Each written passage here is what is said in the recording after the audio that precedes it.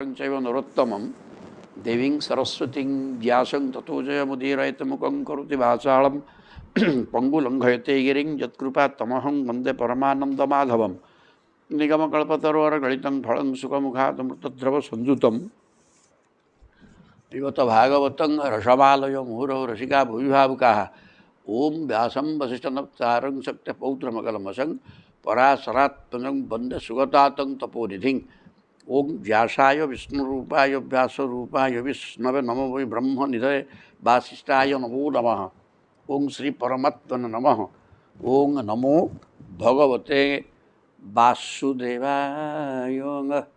बर्तमान दशम स्कंध अध्याय 20 वर्षा ऋतुर वर्णना चलछि।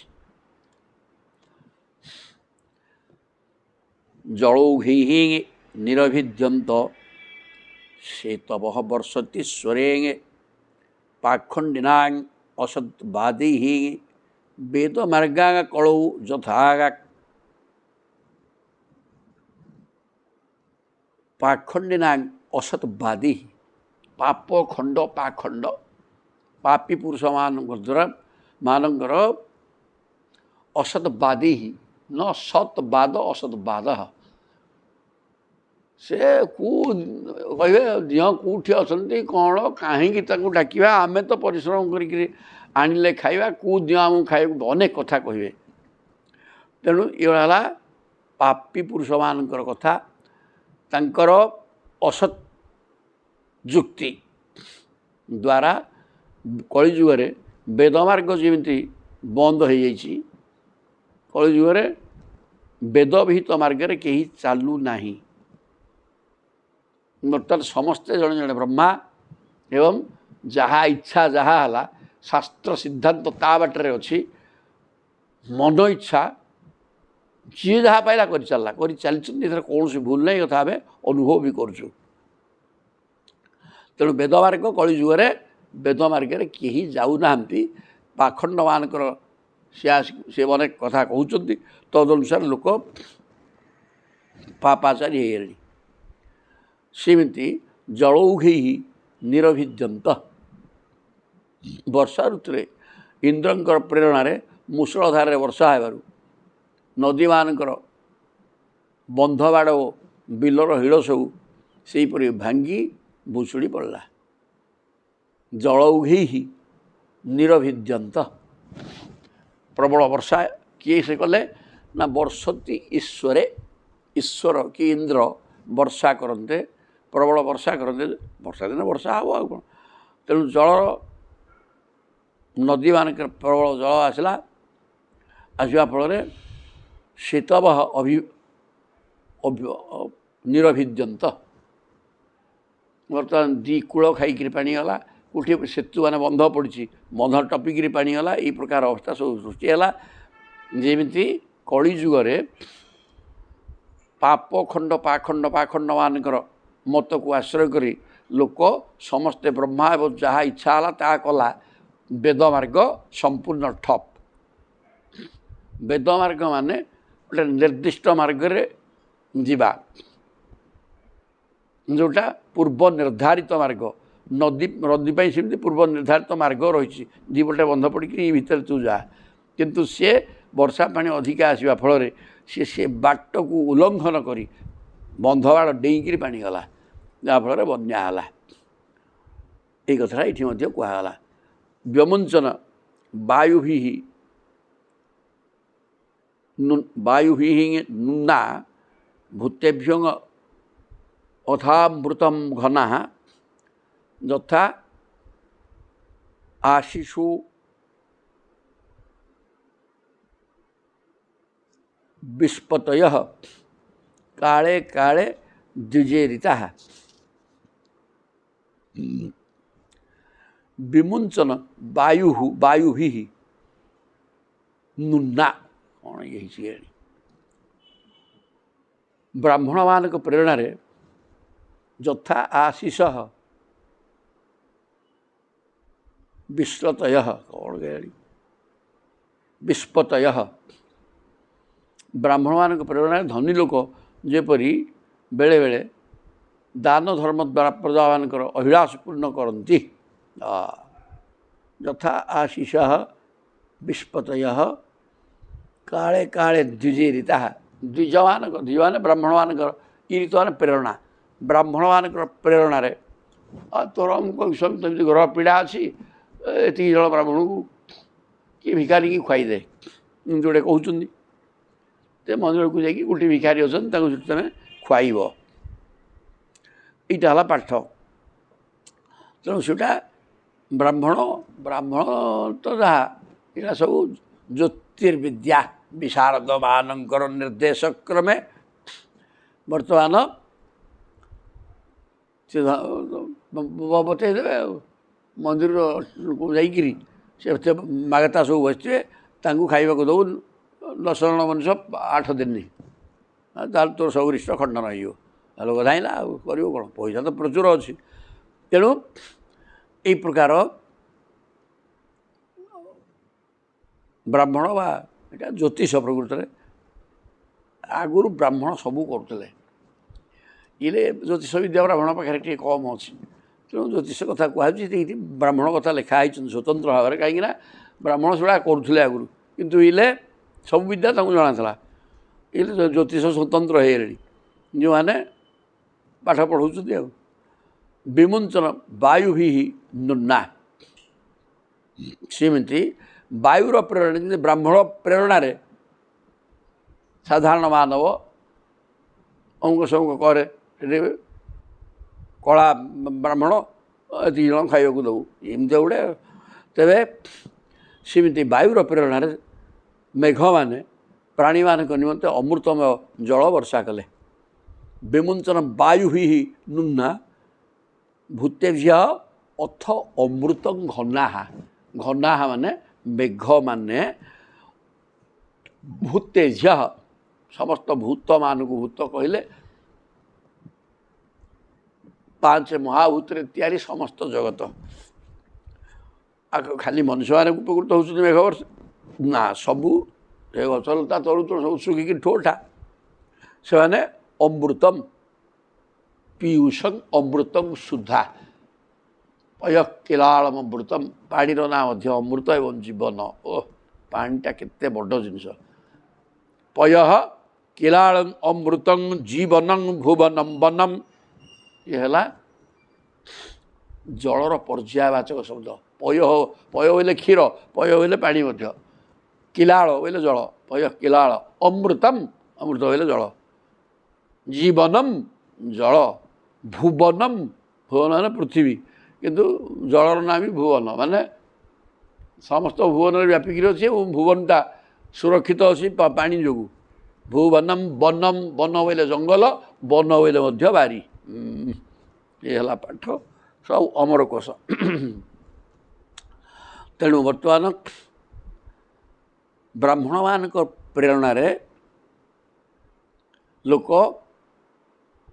ଗ୍ରହ ପୀଡ଼ାରୁ ମୁକ୍ତ ପାଇଁ, ଆଶୀର୍ବାଦ ପାଇବା ପାଇଁ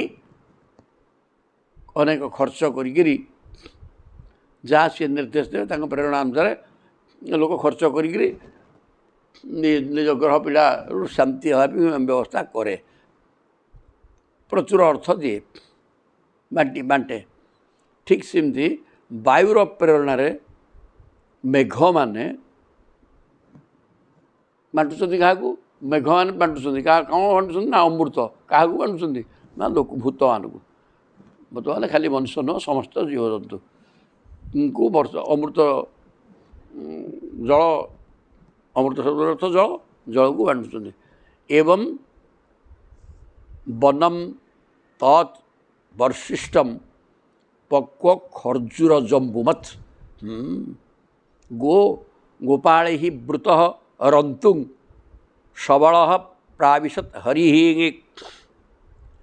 ଗାଈ ଗୋପାଳେ ହି ବୃତ, ଗାଈ ଏବଂ ଗୋପାଳ ମାନେ ଗଉଡ଼ ପିଲାଙ୍କ ସହିତ ସବଳ ହରିଃ, ବଳ ମାନେ ବଳଦେବଙ୍କ ଭଗବାନ କୃଷ୍ଣ ରନ୍ତୁଂ ପ୍ରାବିଶତ୍, ଜଙ୍ଗଲ ଭିତରେ ଖେଳାଲୀଳା କରିବା ପାଇଁ, ରମଣ କରିବା ପାଇଁ ପ୍ରବେଶ କଲେ। ଏବଂ ବନଂ ତତ୍ ବର୍ଷିଷ୍ଟମ୍ ପକ୍ୱ ଖର୍ଜୁର ଜମ୍ବୁବତ୍ ସେ ବନରେ ପ୍ରବେଶ କଲେ ଖେଳାଲୀଳା କରିବା ପାଇଁ।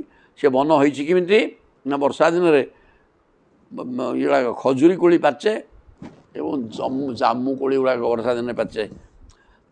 ତେବେ ବନଟା ଜାମୁ ଏବଂ ଖଜୁରୀ କୋଳି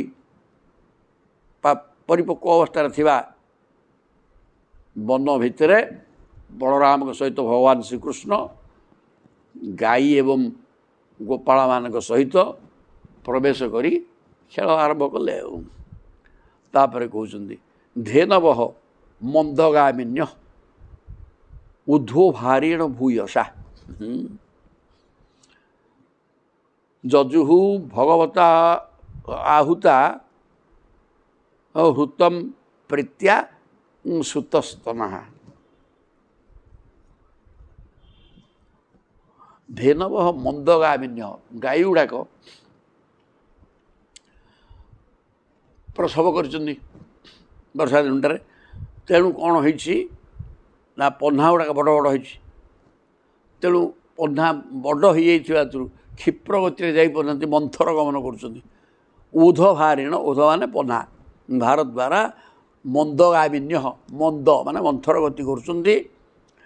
ଯଜୁହୁ ଭଗବତା ଆହୁତା, କିନ୍ତୁ ଭଗବାନ ସେ ନାଁ ଧରିକି ଡାକୁଛନ୍ତି ଅମୁକ ଗାଈ ଆସ ଏଠିକି। ତେଣୁ ଦ୍ରୁତମ୍ ପ୍ରୀତ୍ୟା ଶ୍ରୁତସ୍ତନି, ଭଗବାନ ଡାକିଦେବା ପରେ ଯଦିଓ ସେମାନେ କ୍ଷିପ୍ର ଗତିରେ ଯିବା ପାଇଁ ପ୍ରସ୍ତୁତ ନୁହନ୍ତି, ଉଦ୍ଧ ମାନେ ଉଦ୍ଧ ମାନେ ପହ୍ନା ଗୁରୁ ହେଇକି ରହିଛି, ଓଜନିଆ ହେଇକି ରହିଛି। କିନ୍ତୁ ଭଗବାନ ଡାକିବା ଫଳରେ ସେମାନେ ପ୍ରେମରେ ପହ୍ନାରୁ କ୍ଷୀର ବହୁଥିବ ଦ୍ରୁତ ଗତିରେ ପ୍ରଭୁଙ୍କ ପାଖକୁ ପଳାଇ ଆସନ୍ତି। ବନୌକଷ ପ୍ରମୋଦିତା ବନରାଜି ମଧୁଚ୍ୟୁତ ଜଳଧରା ଗିରେଃ ନାଦାନ୍ ଆସନ୍ନ ଦଦୃଶେ ଗୁହା। ବନୌକଷ ପ୍ରମୋଦିତା, ବନୌକଷ, ବନ ହେଉଛି ଓକ, ଯେଉଁମାନଙ୍କର ଓକ ଶବ୍ଦ ଅର୍ଥ ଘର, ମାନେ ଜଙ୍ଗଲରେ ରହୁଥିବା ଜୀବମାନେ ପ୍ରମୋଦିତା ଆନନ୍ଦରେ ଅଛନ୍ତି। ବନରାଜି ମଧୁଚ୍ୟୁତ, ଭଗବାନ ଦେଖିଲେ ବନବାସୀ ଲୋକମାନେ ଆନନ୍ଦରେ ଅଛନ୍ତି। ବୃକ୍ଷରାଜରୁ ମଧୁ, ଗଛରୁ ସବୁ ଫୁଲ ଫଳ ପରିପୂର୍ଣ୍ଣ ହୋଇକି ରହିଛି, ଫୁଲରୁ ମହୁ ଖସୁଛି। ବନବାସୀମାନେ ଆନନ୍ଦରେ ଅଛନ୍ତି ବର୍ଷା ଦିନଟାରେ। ବର୍ଷା ଦିନଟାରେ ସବୁ ଗଛ କଅଁଳିବ, ଫୁଲ ଫଳ ହେବ। ବର୍ଷାଟା ମଧ୍ୟ ଖରାଦିନେ ମଣିଷ ଡହକ ବିକଳ ହେଉଛି, ଯେଉଁ ତପ୍ତ ଝାଞ୍ଜି ଖରା, ଝାଞ୍ଜି ପବନ, ଏଥିରେ ମନୁଷ୍ୟ ବହୁତ ଯନ୍ତ୍ରଣା ଭୋଗୁଛି। ବର୍ଷା ଦିନ ଆସିଲେ ଆନନ୍ଦ ଲାଗିବ। ତେଣୁ ବର୍ଷା ଦିନରେ ବନବାସୀମାନେ, ବନରେ ବାସ କରୁଥିବା ବ୍ୟକ୍ତି ଗୁଡ଼ିକ ଆନନ୍ଦରେ ଅଛନ୍ତି। ବନ ଭିତରେ ନାନା ସବୁ ଗଛ କଅଁଳିଛି ଏବଂ ଫୁଲ ସବୁ ଧରିଛି, ତାପରେ ତା ଦେହରୁ ମହୁ ବାହାରୁଛି। ଜଳଧାରା ଗିରେଃ ନାଦାନ୍ ଆସନ୍ନ ଦଦୃଶେ ଗୁହା। ପର୍ବତମାନଙ୍କରୁ ଝରଝର ନାଦରେ ଝରଣା ଝରି ପଡ଼ୁଛି। ବର୍ଷା ସମୟରେ ଆଶ୍ରୟ ନେବା ନିମନ୍ତେ ପର୍ବତରେ ଗୁମ୍ଫାମାନ ରହିଛି। ବର୍ଷା ହେଇଗଲା, ଠିଆ ହେବ କେଉଁଠି? ଗଛ ମୂଳେ ଠିଆ ହେଲେ ଓଦା ହେବ। ତେଣୁ ଗୁମ୍ଫା ମଧ୍ୟ ଅଛି। ଏ କଥା କହିଲେ ଦଦୃଶୁ ଗୁହା। କ୍ୱଚିତ୍ ବନସ୍ପତି କ୍ରୋଡ଼େ ଗୁହାୟାଂ ଚାଭିବର୍ଷତି ନିର୍ବିଶ୍ୟ ଭଗବାନ ରେମେ କନ୍ଦମୂଳ ଫଳାସନଃ। କ୍ୱଚିତ୍ ବନସ୍ପତି କ୍ରୋଡ଼େ, ଗଛ ବି ବିରାଟ ବିରାଟ ଗଛ ଅଛି, ତା'ର ବଡ଼ ବଡ଼ କୋରଡ଼। କେତେବେଳେ ବର୍ଷା ହେଇଯିବ, ବର୍ଷା ଦିନେ ବର୍ଷା ହେବାଟା ସ୍ୱାଭାବିକ କଥା। ତେଣୁ ଗାଈ ଧରିକିରି ବୁଲୁଛନ୍ତି, ମଧ୍ୟାହ୍ନ ସମୟରେ ବର୍ଷା ହେଲା, କ'ଣଟେ କରିବେ? ସେ ଯାଇକିରି ଗୋଟେ ଗଛର କୋରଡ଼ ଭିତରେ ପଶୁଥିଲେ। ନହେଲେ ବନରାଜି ଗୁହାୟାଂ ଚାଭିବର୍ଷତି, ଗୁହା ମାନେ ପର୍ବତ ଗୁମ୍ଫା ବା ବୃକ୍ଷର କୋରଡ଼ ଭିତରେ ପ୍ରଭୁ ଯାଇକିରି ପଶି ଯାଉଥିଲେ। ନିର୍ବିଶ୍ୟ ଭଗବାନ ରେମେ କନ୍ଦମୂଳ ଫଳାସନ, जंगल विभिन्न प्रकार फल अच्छी से फल कंदमूल अच्छी कंदमूल को बुड़ेकरी से फलमूल खाई गुंफा एवं गछर कोरड़े वर्षा हबारू आश्रय नौले प्रभु दध्युदनम समान्वित शिलाया शैलांतिके संभोजनाय भोजनाय एर बू भुजेंगे भोजनाय यही संभोजनीय बुभुजे गोपै ही संकर्षणान्वित भगवान श्रीकृष्ण संकर्षण माने बलराम के सहित युक्त ही पुणी गोपै ही गोपाल बालक मान गोपाल बालक एवं भगवान संकर्षण संकर्षण भगवान के सहित युक्त ही दधि ओदनम दही भात परिवा पत्र तरकारी कि कौटी कौन खाई तेणु सी सब तो क्षीर भात दही भात खाइबे तेणु दही भात सब आणिक दध्योदन समानित शिलायां शैलांतिके शैलांतिके नदी पाखे भल पत्थर अच्छी से वर्षा वर्षी परिष्कार होकर अच्छी तादेह थोड़ी कुढ़ेक भात खाईदे दध्योदन शैलांतिके संभोजनीय ही बुभुजे ना पत्थर पे कुढ़ातु ना पत्थर पर बसिकी आराम बसिले चारिगड़ पानी कादुଅ होइथिବ वर्षा दिने ओदा तेणु पत्थर पर बसी नदी निकटरे पानीटा पाखे नथिले खाइबाटा असहज कौन टी पीवाक मन हो कि हाथ धोइबाक हो पानी थिले तो तेणु नदी पाखे पहाड़ पत्थर शज्या उपर उपवेशन करी ये दही भात खाऊले बुझे भगवान कृष्ण संकर्षण एवं गोपाल बालक मान सहित सात बलोपरी संविश्य चर्वतु मिलिते क्षणान तृप्तान वृषान वश्चतरान गाश्च सुधूभर श्रम तृप्तान वृषान वर्षा ऋतु बलद बाछुरी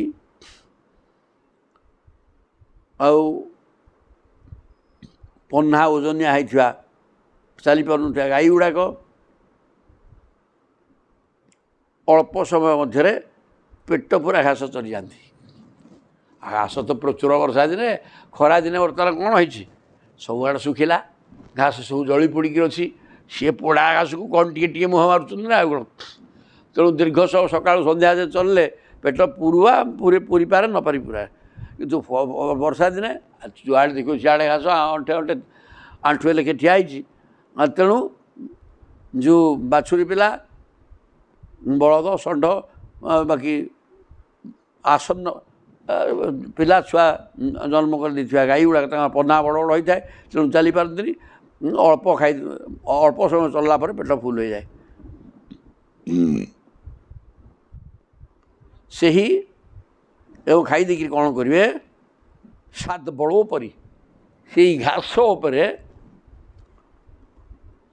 संविष शोई जाती चर्वतो मिलते क्षणान आखि बुझिकी अर्धमुद्रित करी चर्वित चर्वण करती गुड़ाटे ढक कि पलि आसुव पाटा गिड़देवे पाटी मुझीदे गिड़देले आ चोबेवा बंद पागुड़ी करते अनवर्त चौथे पाटी बंद गिड़देले गिड़देला जना पड़ो गिड़देले सागे सागे गोटे ढोकिनी गोटे गुड़ाटे आसो पुणी चोबेले पुणी चलला पाटी पागुड़ी तेरे यही प्रकार घास उपर बसिक चर्वितरण करती कहीं अति शीघ्र पेट पूरी जाए प्रावृट श्रियं च तांग वीक्ष सर्वभूत मुदावहांग भगवान पूजयांचक्रे आत्मशक्तिपबृंहितांग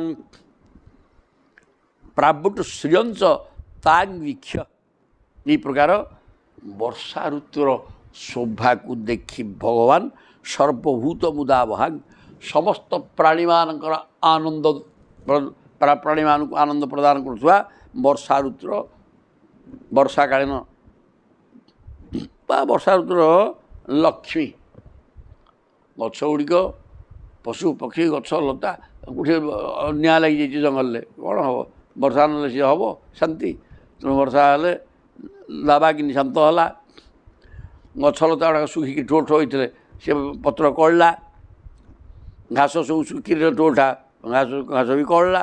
ସବୁ ତ ଆଉ ଜୀବଜନ୍ତୁମାନେ ଖୁସି ହେଲେ, ଘରମାନେ ସଢ଼ୁଥିଲେ। ତେଣୁ ଏଥିରେ ସବୁ ଭୂତମାନଙ୍କୁ ଆନନ୍ଦ ଦେଉଥିବା ବର୍ଷା ଋତୁର ଶୋଭା, ଶ୍ରୀମାନେ ଶୋଭା ମଧ୍ୟ ଦେଖିକିରି ପ୍ରଭୁ ପୂଜୟାଂ ଚକ୍ରେ ଆତ୍ମଶକ୍ତି ବଭିଘ୍ନିତାଂ। ଭଗବାନ ଅତ୍ୟନ୍ତ ପ୍ରସନ୍ନ ହୋଇଯାଇଥିଲେ ଓ ବାରମ୍ବାର ସେସବୁର ପ୍ରଶଂସା କରୁଥିଲେ। ଆତ୍ମଶକ୍ତି ଉପବୃଙ୍ଘିତାଂ କହିଲେ ଏସବୁ ମୋର ଶକ୍ତି ଦ୍ୱାରା ହେଉଛି। ଆଉ ଯାହା ହଉ ତ ସବୁ ପ୍ରଭୁଙ୍କର ଇଚ୍ଛାରେ, ପ୍ରଭୁଙ୍କର ଶକ୍ତିରେ। ଏ କଥା ପ୍ରଭୁ ଚିନ୍ତା କରିକିରି ଆନନ୍ଦ ଅନୁଭବ କଲେ। ଏବଂ ନିବସତୁ ତସ୍ମିନ୍ ରାମ କେଶବୟୋର୍ବ୍ରଜେ ଶରତ ସମଭବତ ବ୍ୟଭ୍ରାଗା ସ୍ୱଚ୍ଛାମ୍ବୁ ନ ପରୁଷା ନୀଳାଗା। ବର୍ଷା ଋତୁ ପରେ କ'ଣ ଆସିବ କି ନା ଶରତ ଋତୁ। ତାହେଲେ ଏବଂ ନିବସତୁ ତସ୍ମିନ୍ ରାମ କେଶବୟୋର୍ବ୍ରଜେ, ବଳରାମ ଏବଂ ଭଗବାନ କୃଷ୍ଣ ଏହି ପ୍ରକାର ବ୍ରଜରେ ବାସ କରିକିରି ବର୍ଷା ଋତୁ ଅତିକ୍ରାନ୍ତ ହୋଇଯାଆନ୍ତେ, ସରିଯାଆନ୍ତେ। ଶରତ ସମଭବତ, ଶରତରୁ ଆସିକିରି ଉପସ୍ଥିତ ହୋଇଗଲା। ବ୍ୟଭ୍ରାହ ବିଗତ ହୋଇଯାଇଛି, ଅଭ୍ର ମାନେ ମେଘ। ଅଭ୍ରମ୍ ମେଘ ବାରିବାହ ସ୍ତନା ଇତୃଙ୍ଗର ବଳାହ କାହା। ଅଭ୍ର ମାନେ ମେଘରେ। ତାହେଲେ ମେଘ ଗୁଡ଼ା କ'ଣ ହୋଇଛି? ଶରତ ଋତୁ ଆସିଯାଇଛି, ଆକାଶରୁ ମେଘ ହଟିଯାଇଛି। ସ୍ୱଚ୍ଛାମ୍ବୁ ପରୁଷା ନୀଳାହା, ଜଳ ଗୁଡ଼ା କ'ଣ ହୋଇଯାଇଛି? ବର୍ଷା ଦିନେ ନଈ ପୋଖରୀ ସବୁ ଜଳ ଗୋଳିଆ ହେଇକିରି ଥାଏ। ଶରତ ଋତୁ ଆସିଲା କ୍ଷଣି ସେ ସବୁ ମହାକାଳଙ୍କର ପ୍ରଭାବ। ମହାକାଳଙ୍କର କାମ କ'ଣ ଯେ କେବଳ ପରିବର୍ତ୍ତନ କରିବା। ଆମେ ଏଡ଼ିକି ଟିକେ ହେଇଥିଲେ, ବର୍ତ୍ତମାନ ପ୍ରତ୍ୟେକ ବସ୍ତୁକୁ ପ୍ରତି ମୁହୂର୍ତ୍ତରେ ପରିବର୍ତ୍ତନ କରି ମୃତ୍ୟୁ ଆଡ଼କୁ ଟାଣି ନେବା ହିଁ ମହାକାଳଙ୍କର ଏକମାତ୍ର କାମରେ ବାପା। ଇଏ ପ୍ରଭୁଙ୍କର ଗୋଟେ ବିରାଟ ଶକ୍ତି। ତେଣୁକରି ବର୍ତ୍ତମାନ କ'ଣ ହେଇଛି? ବର୍ଷା ଋତୁରେ ଗୋଳିଆ ଥିଲା, ପୁଣି ସମୟ ଆସିଗଲା ଶରତ ସମୟ ଆସିବା ଫଳରେ ସବୁ ମଇଳା ବସିଗଲା, ତା ଛାଏ ବସିଯିବ। ସ୍ୱଚ୍ଛାମ୍ବୁ ପରୁଷା ନୀଳା,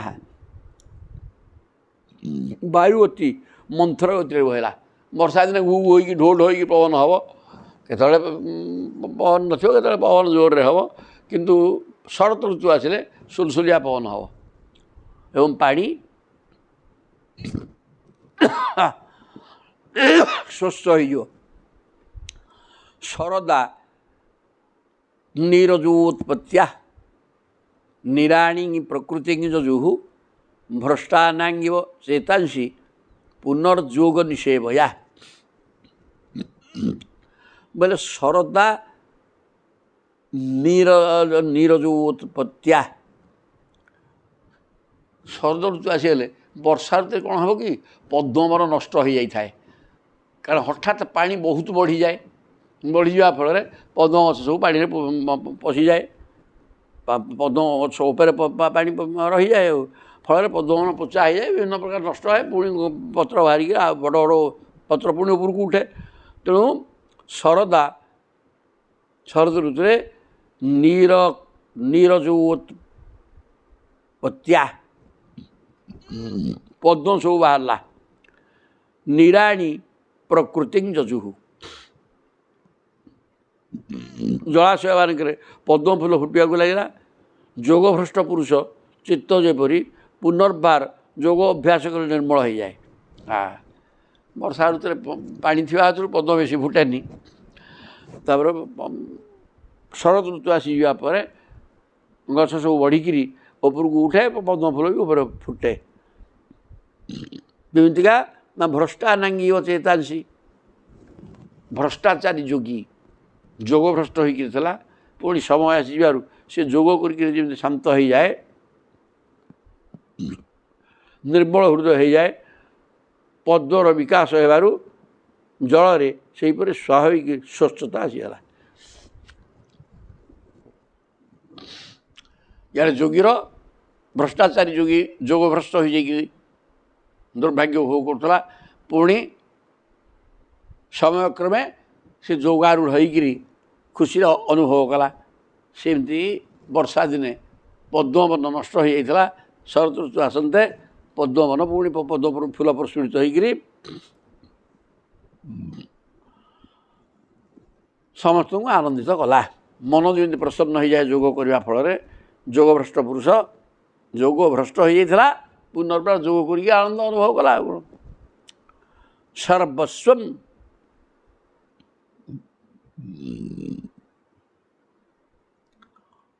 ବୋଲେ ବ୍ୟୋମନୁ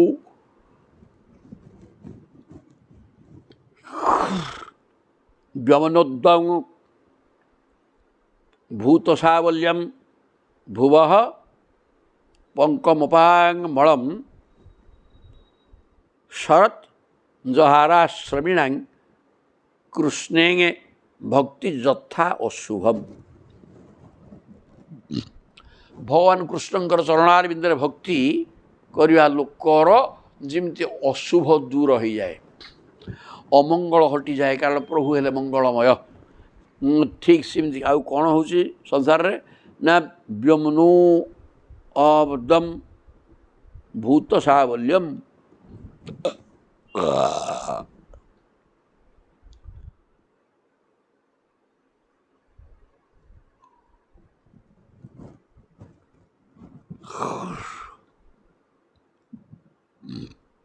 ଶରତ ଋତୁ ସେହିପରି ବର୍ଷା କାଳର ଆକାଶର ମେଘ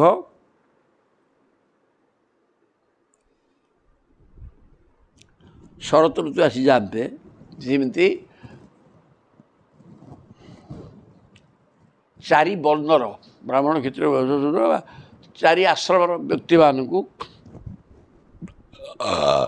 କୃଷ୍ଣେ ଭକ୍ତି ଭଗବାନ କୃଷ୍ଣଙ୍କ ଚରଣାରବିନ୍ଦରେ ଭକ୍ତି କଲେ ଯେମିତି ସମସ୍ତ ଅଶୁଭ ଅମଙ୍ଗଳ ଧ୍ୱଂସ ହୋଇଯାଇକିରି ଶୁଭ ମଙ୍ଗଳ ହୋଇ ବିରାଜମାନ କରେ, ସେମିତି ବର୍ଷା ଶରତ ଋତୁ ଆସିଯାଆନ୍ତେ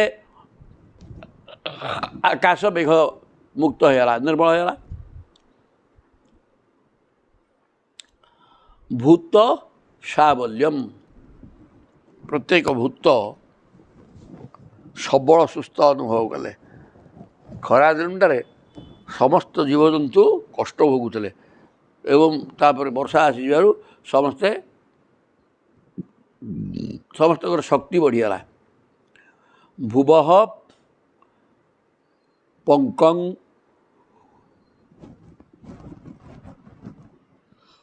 ବର୍ଷା ଦିନେ ରାସ୍ତାଘାଟ ଚାରିଆଡ଼େ ପଙ୍କ କାଦୁଅ ଥିଲା। ଶରତ ଋତୁ ଆସିବାରୁ ପଙ୍କ ନଷ୍ଟ ହୋଇଗଲା। ଅପାଙ୍ଗ ମଳମ୍ ପାଣି ମଧ୍ୟ ଗୋଳିଆ ଦିଶୁଥିଲା ବର୍ଷା ଋତୁରେ, ବର୍ତ୍ତମାନ ଶରତ ଋତୁ ଆସିବାରୁ ଗୋଳିଆ ପାଣି ପରିଷ୍କାର ହୋଇଗଲା। ସବୁ ତ ପରିଷ୍କାର ହୋଇଯାଉଛି ଆଉ। ଯେମିତି ଭଗବାନଙ୍କ ଚରଣାରବିନ୍ଦକୁ ଆଶ୍ରୟ କଲେ ଅଶୁଭ ହଟିଯାଇ ଆନନ୍ଦ ମିଳେ। ଶରତ ଜହାରାଶ୍ରମିଣାଂ ଆଶ୍ରମରେ ବିଭିନ୍ନ ଆଶ୍ରମ ବ୍ରହ୍ମଚର୍ଯ୍ୟ ଗାର୍ହସ୍ଥ୍ୟ ବାନପ୍ରସ୍ଥ ଯତିବ୍ରତ ସନ୍ନ୍ୟାସୀ, ଯତିବ୍ରତ ବା ସନ୍ନ୍ୟାସୀ, ଚାରି ଆଶ୍ରମର ବ୍ୟକ୍ତିମାନଙ୍କର କଲ୍ୟାଣ ହିଁ କଲ୍ୟାଣ ହେଲା ପ୍ରଭୁଙ୍କ ଚରଣାରବିନ୍ଦକୁ ଆଶ୍ରୟ କରିଥିବା ବ୍ୟକ୍ତି। ଚାରି ବର୍ଣ୍ଣର ଯେଉଁମାନେ ପ୍ରଭୁଙ୍କ ଚରଣାରବିନ୍ଦରେ ଆଶ୍ରିତ ସେମାନେ ସୁଖ ଅନୁଭବ ବା ତାଙ୍କର ଅଶୁଭ ବିନାଶ ହୋଇଯାଏ, ଅମଙ୍ଗଳ ନଷ୍ଟ ହୋଇଯାଏ ଏବଂ ସୁଖ ଭୋଗ କରନ୍ତି। ସେମିତି ଆକାଶ ମେଘ ହଟିଗଲା, ସେ ପରିଷ୍କାର ହୋଇଗଲା। ସମସ୍ତ ଭୂତ ଜୀବଜନ୍ତୁମାନେ ବଳବାନ ହୋଇଗଲେ। ଭୁବଃ ପୃଥିବୀରୁ ବର୍ଷା ଦିନେ ପଙ୍କ ଥିଲା, ପୃଥିବୀରୁ ପଙ୍କ ଶୁଖିଗଲା। ପାଣି ଭିତରେ ପାଣି ଗୋଳିଆ ଦେଖାଯାଉଥିଲା, ପାଣିଟା ପରିଷ୍କାର ହୋଇଗଲା। ଶରତ ଜହାରାଶ୍ରମଣମ୍ ଶରତ ଋତୁ ଆସିଯାଆନ୍ତେ ସମସ୍ତ ଚାରିଟା ଆଶ୍ରମରେ ଥିବା ବ୍ୟକ୍ତିମାନେ ଖୁସି ହେଲେ। ସର୍ବସ୍ୱଂ ଜଳଦା ହିତ୍ୱା ବିରେଜୁ ଶୁଭ୍ରବର୍ଚସଃ ଯଥା ତ୍ୟକ୍ତୈଷଣାଃ ସାମ୍ପାଃ ମୁନୟଃ ମୁକ୍ତକ୍ଳିବିଷାଃ ମୁକ୍ତକ୍ଳିବିଷାଃ ମୁନୟଃ। କ୍ଳିବିଷ ମାନେ ମହିଳା, ପଙ୍କ, ଲୋକ, ପରଲୋକ, ସ୍ତ୍ରୀ, ପୁତ୍ର ଓ ଧନ ସମ୍ପତ୍ତି ସମ୍ବନ୍ଧୀୟ ଚିନ୍ତା ଓ କାମନା ପରିତ୍ୟାଗ କରିଦେଇଥିବା ସଂସାର ବନ୍ଧନରୁ ମୁକ୍ତ ହୋଇଯାଇଥିବା ପରମ ଶାନ୍ତ ସନ୍ନ୍ୟାସୀ ଯେପରି ଶୋଭାୟମାନ ହୁଅନ୍ତି। କ'ଣ କହିଲେ? ଯଥା ତ୍ୟକ୍ତ ଈଷଣାଃ। ଈଷଣା ମାନେ କ'ଣ? କାମନା, ପାଇବା ଇଚ୍ଛା। ପୁତ୍ରେଇଷଣା, ପୁଅ ନାହିଁ ଗୋଟେ ପୁଅ କେମିତି ହଉ। ବିତ୍ତେଇଷଣା, ଟଙ୍କା ପଇସା ଖାଇବାକୁ ମିଳୁନି, ଗୋଟେ ପଇସା କେମିତି ମିଳୁ।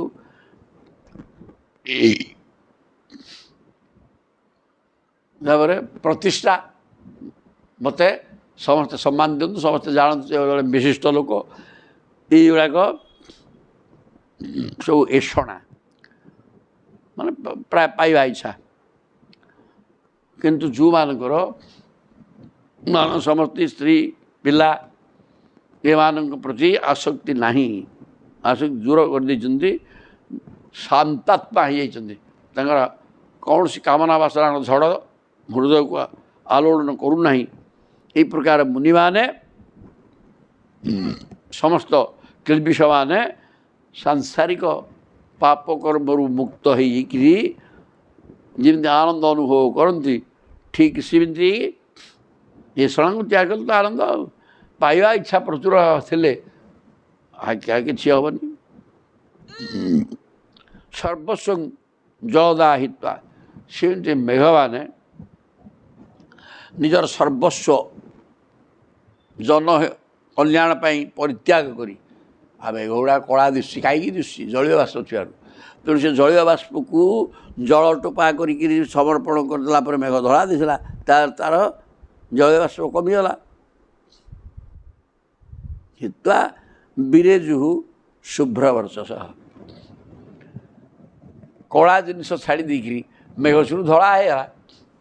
ମାନେ କଳାଟା ଅଜ୍ଞାନ, ଅନ୍ଧାର, ଅଜ୍ଞାନକୁ ଛାଡ଼ି ଦେଇ ମେଘ ଜ୍ଞାନବାନ ହେଇଗଲା। ସଂସାର ହେଲା କଳା। ତେଣୁ ଯେଉଁମାନେ ସାଧୁ ସନ୍ଥ ସନ୍ନ୍ୟାସୀ ସେମାନେ ସ୍ତ୍ରୀ ପିଲା ଟଙ୍କା ପଇସା ଘର ସଂସାରକୁ ପରିତ୍ୟାଗ କରିଦେଇ ସେଗୁଡ଼ା ସବୁ କଳା ଧଳା ହେଇଗଲେ, ପରିଷ୍କାର ହେଇଗଲେ। ସେଗୁଡ଼ା ସବୁ କାମନା ବାସନା ଯୁକ୍ତ ସାଂସାରିକ କାମନା, ତାହା ବନ୍ଧନ କାରକ, ଏଟାକୁ ସବୁ ଛାଡ଼ିଦେଲେ। ତେଣୁ ମୁକ୍ତ କ୍ଳିବିଷ ହେଇଗଲେ। ଗିରୟ ମୁମୁଚୁ ସ୍ତୋୟମ୍ କ୍ୱଚିନ୍ନ ମୁମୁଚୁ ଶିବମ୍ ଯଥା ଜ୍ଞାନାମୃତଂ କାଳେ ଜ୍ଞାନିନୋ ବଦତେ ନବା। ଜ୍ଞାନୀ ପୁରୁଷ ଯେପରି କୌଣସି ଅଧିକାରୀ ପୁରୁଷଙ୍କୁ ନିଜର ଅମୃତମୟ ଜ୍ଞାନ ଦାନ କରନ୍ତି ଏବଂ କୌଣସି ପୁରୁଷଙ୍କୁ ଦାନ ବି କରନ୍ତି ନାହିଁ। ଜ୍ଞାନ କରିବ ଦାନ, କାହାକୁ ଦାନ କରିବ? ଯିଏ ଜିଜ୍ଞାସୁ, ଜାଣିବା ପାଇଁ ଇଚ୍ଛା କରି ଗୁରୁ ନିକଟକୁ ଆସେ, ସେ ତାକୁ ଅକାତରେ ବିଦ୍ୟା ଦାନ କରିବେ। ଆଉ ଜଣେ ଭାଗବତ ଶୁଣିବାକୁ ଆସିବ କିନ୍ତୁ ନ ଶୁଣି ଆସି ବସିଥିବ, ନ ଘୁମଉଥିବ, ମାନେ ତାକୁ ସିଏ କାହିଁକି କହିବ ଭାଗବତ? ସେ ଜ୍ଞାନ ଦାନ କରିବ ନାହିଁ। ଯଥା ଜ୍ଞାନାମୃତଂ କାଳେ ଜ୍ଞାନିନଃ ଦଦତେ ନବା। ଜ୍ଞାନ ଗୁଡ଼ାକ ଅମୃତ ନା, ଭଗବତ ଜ୍ଞାନ, ତାକୁ ଜ୍ଞାନୀ ଲୋକ ଦେଇପାରେ, ନ ଦେଇ ବି ପାରେ। ତା ଇଚ୍ଛା ହେଲେ ଦେବ, ଇଚ୍ଛା ନହେଲେ ଦେଇ ନପାରେ। ଇଚ୍ଛା ତାର ହେବ କେମିତି ନା ଯଦି ଶିଷ୍ୟ ବିନୀତ ଏବଂ ଜିଜ୍ଞାସୁ ହେଇଥିବ, ତାର ଜାଣିବାର ଇଚ୍ଛା ପ୍ରବଳ ଥିବ। ଆଉ ଶିଷ୍ୟ ଚୁଣିବା ଲୋକ ଯଦି ଘୁମେଇଥିବ, ଆଉ ତାକୁ ସେ ଜ୍ଞାନ କ'ଣ ଦେବ? ଗିରୟ ମୁମୁଚୁ ତ୍ୱୟମ୍। ତେଣୁ ମେଘ ଗୁଡ଼ାକ ପାହାଡ଼ ପର୍ବତରେ ପିଟି ହେଇକିରି ପ୍ରବଳ ବର୍ଷା କରାନ୍ତି, କେବେ କେବେ ବର୍ଷା ବି କରନ୍ତି ନାହିଁ, କେଉଁଠି ବର୍ଷା କରାନ୍ତି।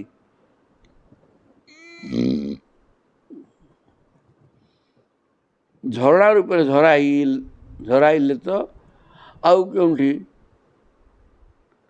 ଝରାଇଲେ ନାହିଁ।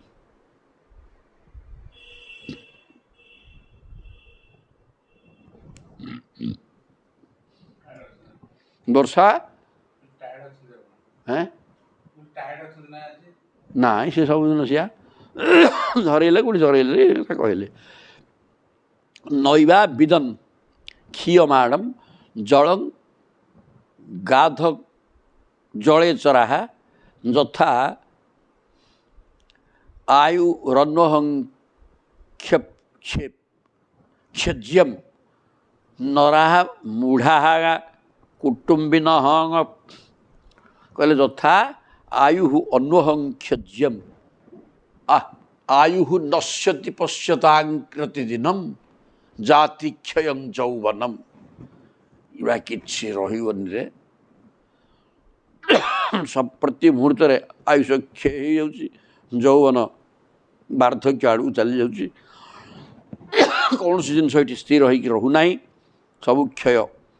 କିନ୍ତୁ ମୂଢ଼ାହା ନରାହା ସବୁ କ୍ଷୟିଷ୍ଣୁ ହେଇଥିଲେ ମଧ୍ୟ ମୂର୍ଖ ଲୋକ ନିଜର ସ୍ତ୍ରୀ ପିଲା ଧନ ସମ୍ପତ୍ତି କୁଟୁମ୍ବକୁ ଛାଡ଼ିବାକୁ ପ୍ରସ୍ତୁତ ନୁହେଁ, ତାରି ଭିତରେ ଲଟର ପଟର ହେବ। ସିଏ ଏଗୁଡ଼ାକ ଛାଡ଼ିକି ଟିକେ ଏମାନେ ତତେ ଦିନେ ଛାଡ଼ିଦେବେ, କାଳ ପ୍ରଭାବରୁ ଗୋଇଠା ଖାଇବୁ, ମହାକାଳ ଆସିବେ ମାରିବେ, ଗୋଇଠା ପଳା ଛାଡ଼େ, ସ୍ୱର୍ଗ ଦ୍ୱାରା ଯିବା ଲୋକ ଏଇଠି ଭାଣ୍ଡାମି କରୁଛୁ, ଦିନେ ଯିବୁ ନା ନାହିଁ, ନା ଯିବାକୁ ପଡ଼ିବ। କିଏ ସେ ନେବ ନା ମହାକାଳ ପିଟିକିରି ନେବେ ନା, ତା ପୂର୍ବରୁ ତୁ ଛାଡ଼ି ଦେଉନୁ ସଂସାରକୁ, ନାହିଁ ସେ କଥା ହେବନି। ସବୁ ପ୍ରତି ମୁହୂର୍ତ୍ତରେ ଆୟୁଷ କ୍ଷୟ ହେବାକୁ ଲାଗିଛି, ଯୌବନ ନଷ୍ଟ ହୋଇଯିବାକୁ ଲାଗିଛି। ଉପଭୋଗ ଆଉ କରିବୁ କ'ଣ, ବାର୍ଦ୍ଧକ୍ୟ ଆସିଗଲେ ଭୋଗ ସବୁ ଶେଷ, ଯିବା ଆସିବା ବେଳ ହୋଇଯିବ।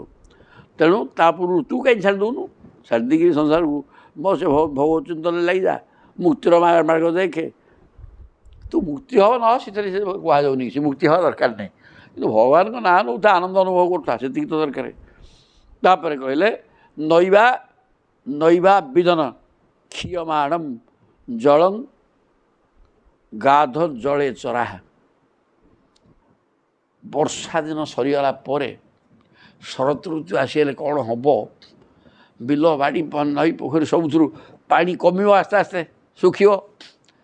ଆଉ ବିଲ ଗୁଡ଼ାକ ସବୁ ଜଳଚର ମାଛ ସବୁ ଥାଆନ୍ତି, ସେ ପାଣି କମିଗଲେ ମଧ୍ୟ ସେ ବୁଝିପାରନ୍ତିନି, ଶେଷକୁ ସମ୍ପୂର୍ଣ୍ଣ ପାଣି ଶୁଖିଯିବ, ମାଛ ଗୋଟେ ଖୁଳୁ ଖୁଳୁ ଖୁଳୁ ଖୁଳୁ ହେଉଥିବେ ପୋଷେ ଲେଖେ ପାଣିରେ, ତାହାକୁ ମଣିଷ ଯାଇଣ ଧରିକିରି ଖାଇଯିବେ ତେଲ ପକେଇକି। ତେଣୁ କ'ଣ କହିଲେ, ନୈବା ବିଦନ କ୍ଷୀୟମାଣମ୍ ଜଳମ୍, ଆୟୁଷ କ୍ଷୟ ହୋଇଯାଉଛି, ମୃତ୍ୟୁ ଆଡ଼କୁ ଲୋକ ଧାଇଁଛି, ତଥାପି ସଂସାର ଭୋଗ ଲାଳସା କମୁ ନାହିଁ। ଶଙ୍କରାଚାର୍ଯ୍ୟ ଲେଖିଲେ ମ ବରାଚକ୍ଷୁର୍ଦଗ୍ଧ ବରାଟିକା କଳ୍ପମ୍ ତଦପି ନ ମୁଞ୍ଚତି କାମ ଅନଳ୍ପମ୍।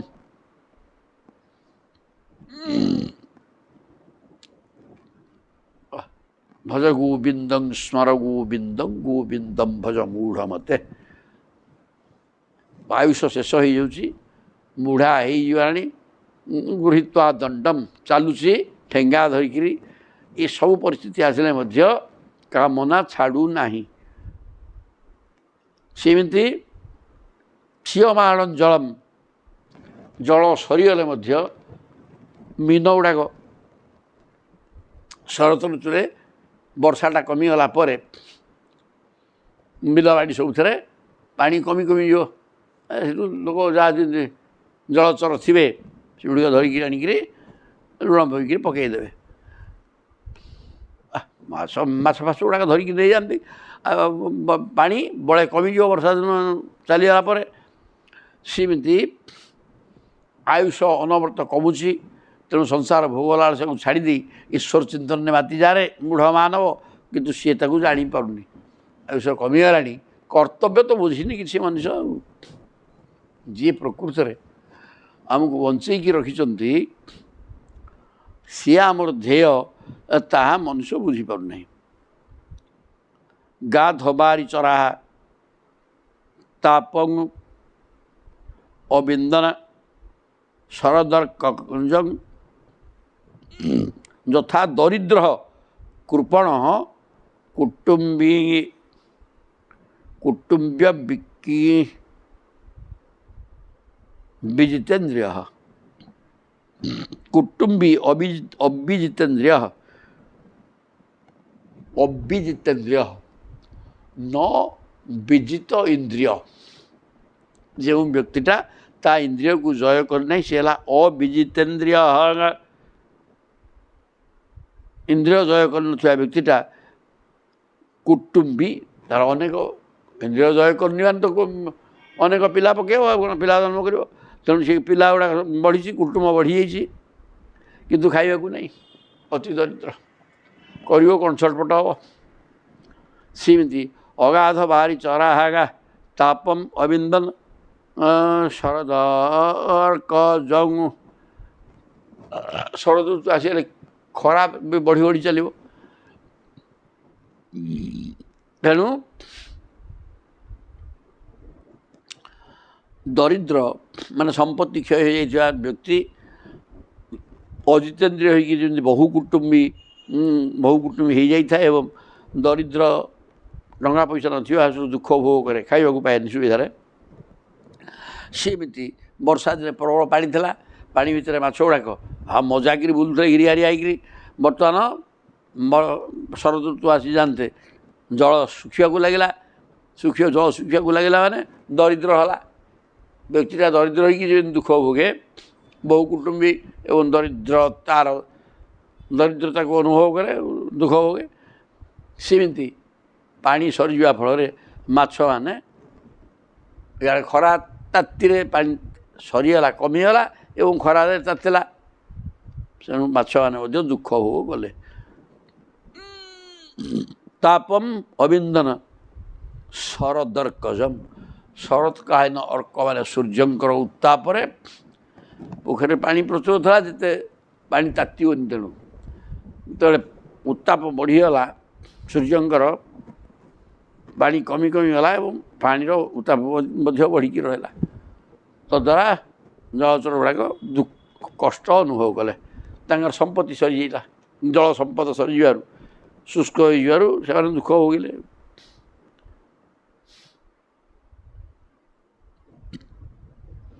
तापर कहते शरद शनै शनै जहु पंकम स्थलान्यामंच विरुध यथा हंग ममता धीरा शरीरा दिशु अनात्मसु यथा अहंग ममता धीरा धीरा माने कौन धैर्यव्यान व्यक्ति जो माने ज्ञान संपन्न एवं भगवत चिंतन रही संसार को परित्याग करने व्यवस्था कर चलते से ममता एवं अहंकार एवं मु मोर भाव ममता मैंने मोर ममताटा ही बंधन कारण ममता ही लुहा शिकोड़ी बापा बांधिकी बोले मोर मो पुओ मो माई पो एमतीका से सब जो भाव ये ही बंधन कारण तथा अहंग ममता धीरा शरीरादिषु अनात्मसु से माने शरीर प्रभृति अनात्म वस्तु आत्मा नुहति आत्मा सचिदानंद ज्योतिर्मय सूक्ष्म शरीर है पांच भौतिक एवं स्थूल तेणु शरीरादिषु अनात्म शरीर प्रभृति अनात्मा वस्तु मानकरे मु मोर भाव को रखती नहीं किए से जो माने ज्ञानी लोक सी शरीर प्रभृति अनात्म वस्तुरे मु मोर भाव को रखती नहीं जान ये आत्मा नुह आत्मा ही मु एवं परमात्मा ही मोर यही भाव साधक मान पाखे थाए से शरीरटा को मु एवं शरीर को सुख दौरा जिनस मोर ये भाव न थाए मु हूँ जीवात्मा मोर होती परमात्मा आराध्य ये भाव थाए धीरा तथा शनै शनै बहुपंकम ବଙ୍କସ୍ଥଳାନି ଆମଞ୍ଚ ବିରୁଦ୍ଧା। କ୍ରମେ କ୍ରମେ ଚାରିଆଡ଼େ ବର୍ଷା ଦିନେ କାଦୁଅ ହୋଇକରି ଥାଏ ଏବଂ ଖରା ଆସିଯିବା ଫଳରେ ସେଗୁଡ଼ା ସବୁ ଶୁଖି ଶୁଖିଯାଏ। ତୃଣଲତାମାନେ ସେମାନଙ୍କର ଅପକତା ଛାଡ଼ିଦେଲେ।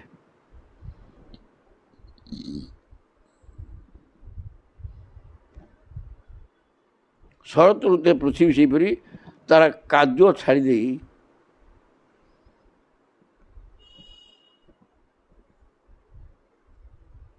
ମୁଁ ମୋର ଭାବ, ମୁଁ ମୋର ଭାବ ମଧ୍ୟ ପଙ୍କ ମଇଳା ସଂସାର ଚିନ୍ତା ତାକୁ ଛାଡ଼ି ଦେଇକି ଯେମିତି ଜ୍ଞାନୀ ଲୋକମାନେ ମୁଁ ହେଉଛି ଆତ୍ମା, ମୋର ହେଉଛନ୍ତି ପରମାତ୍ମା, ଏହି ଭାବକୁ ଧରନ୍ତି।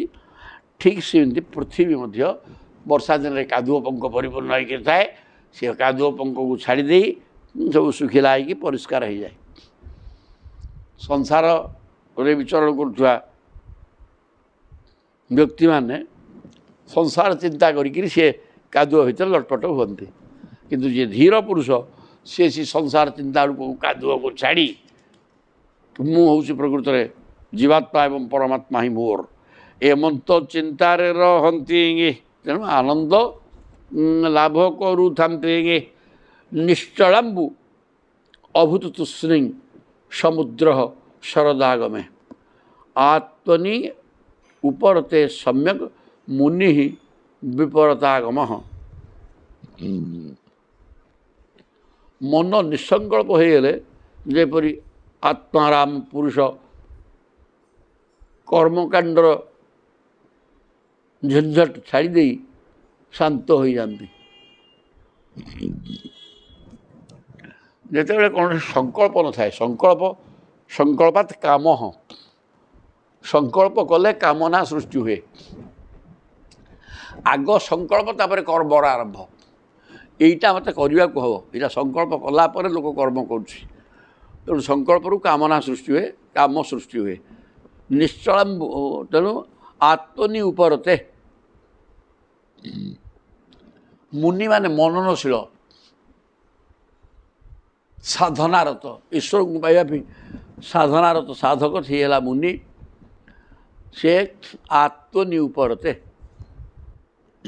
ତାର ଆତ୍ମା ପରମାତ୍ମାକୁ ଚିହ୍ନିବା ପାଇଁ ସଦାବେଳେ ଯୋଗ ହୋଇକରି ଥାଏ। ବିପରତାଗମ କର୍ମକାଣ୍ଡର ଝଞ୍ଝଟ ଯିଏ ପ୍ରକୃତିର ଆତ୍ମାରାମ ବ୍ୟକ୍ତି ଭଗବାନଙ୍କ ଭଗବତ ସତ୍ତାକୁ ଅନୁଭବ କରିକିରି ଆନନ୍ଦ ଅନୁଭବ କରିବା ବ୍ୟକ୍ତିଟା ଇଏ କର୍ମକାଣ୍ଡର ଝଞ୍ଝଟ ଭିତରେ ପଶିବ ନାହିଁ। କାରଣ କର୍ମକାଣ୍ଡରେ ସେମନ୍ତ ଆନନ୍ଦଟା ନାହିଁ।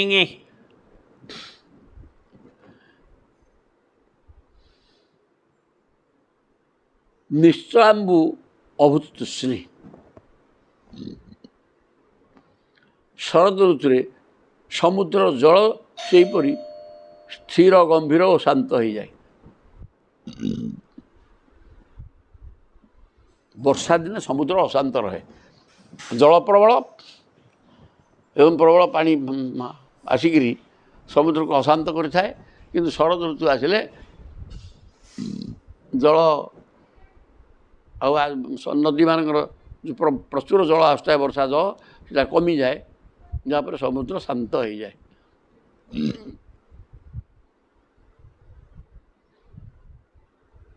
ଆତ୍ମନି ଉପରତେ ଯେମିତି ମନନଶୀଳ ମୁନି ଆତ୍ମାଙ୍କୁ ପରମାତ୍ମାଙ୍କ ସହିତ ଏକାକାର କରିଦେଇ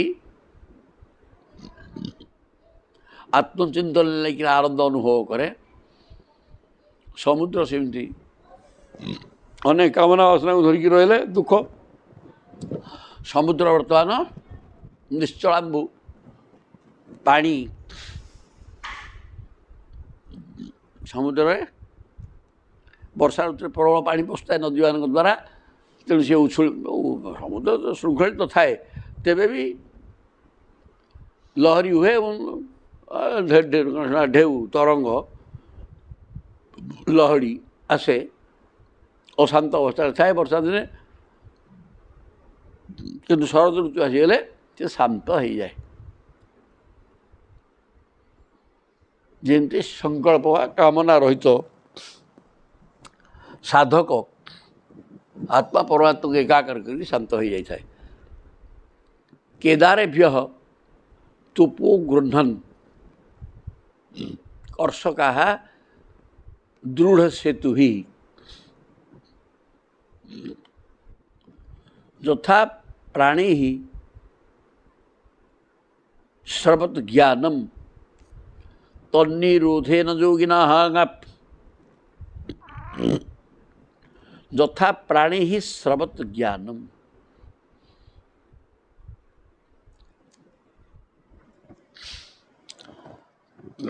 ପ୍ରାଣ ଯୋଗୀଜନ ଯେପରି ନିଜର ଇନ୍ଦ୍ରିୟମାନଙ୍କୁ ବିଷୟ ଆଡ଼କୁ ଯିବାବେଳେ ଅଟକାଇ ବିଷୟ ଭୋଗ ଦ୍ୱାରା କ୍ଷୀଣ ହୋଇଯାଇଥିବା ଜ୍ଞାନକୁ ପ୍ରତ୍ୟାହାର ଅଭ୍ୟାସ କରି ରକ୍ଷା କରନ୍ତି।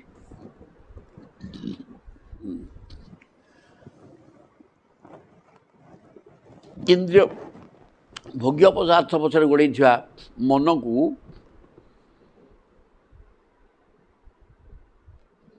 ସ୍ଥିର କରିଦେଇକିରି କିଏ ଯୋଗୀମାନେ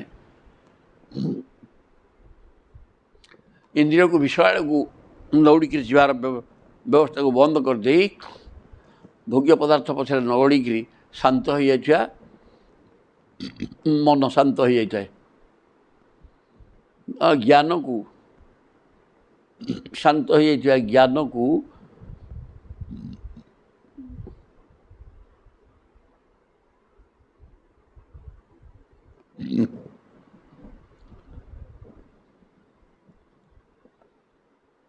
ଜ୍ଞାନକୁ ରକ୍ଷା କରନ୍ତି।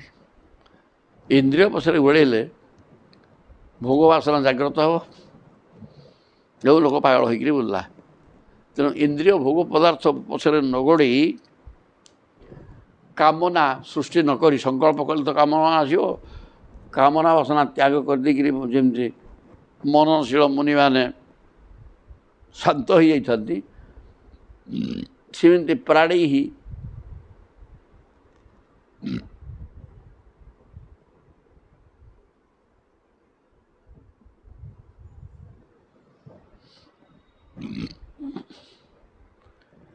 ସେମିତି କେଦାରେଭ୍ୟ ତୋପଃ ଅଗୃହ୍ଣନ୍। ବର୍ଷା ଅସରେ ହେଇଗଲା, ଖରାଦିନ ଶରତ ଋତୁ ଆସିଯିବ, ପାଣି ଆଉ ବିଲରେ ରହିବନି। ତେଣୁ ଚାଷୀ କ'ଣ କଲେ, ସେ ପାଣିକି ଅଟକେଇକିରି କର୍ଷକାଃ ଦୃଢ଼ ସେତୁ ହି ଯେଉଁ ମୁହାଣ ଗଳିଆ ସବୁ ପଡ଼ିଥାଏ ସେଗୁଡ଼ାକ ବନ୍ଧାବନ୍ଧି କରିକିରି ପାଣିକି ଅଟକିକି ରଖିବାର ବ୍ୟବସ୍ଥା କରନ୍ତି। କାହିଁକିନା ବର୍ଷା ଋତୁ ସରିଗଲା, ଶରତ ଋତୁ ଆସିଗଲା, ଆଉ ବର୍ଷା ହେବ ନାହିଁ। ବିଲରେ ପାଣି ଥିଲେ ଧାନ ଠିକ୍ ହେବ। এই ପ୍ରକାର ଲକ୍ଷ୍ୟ ରଖି କୃଷକ ପାଣିକି ଅଟକାଇବାର ବ୍ୟବସ୍ଥା କରନ୍ତି କର୍ଷକାଃ। ଠିକ୍ ଯେମିତି ସାଧକ ସଂକଳ୍ପ ବିହୀନ ହେଇ, ସଂକଳ୍ପ ରହିତ ହୋଇଗଲେ କାମନା ରହିତ ହେବ। ସଂକଳ୍ପ ବିହୀନ ହେଇ କାମନା ରହିତ ହେଇକିରି ବ୍ରହ୍ମଜ୍ଞାନକୁ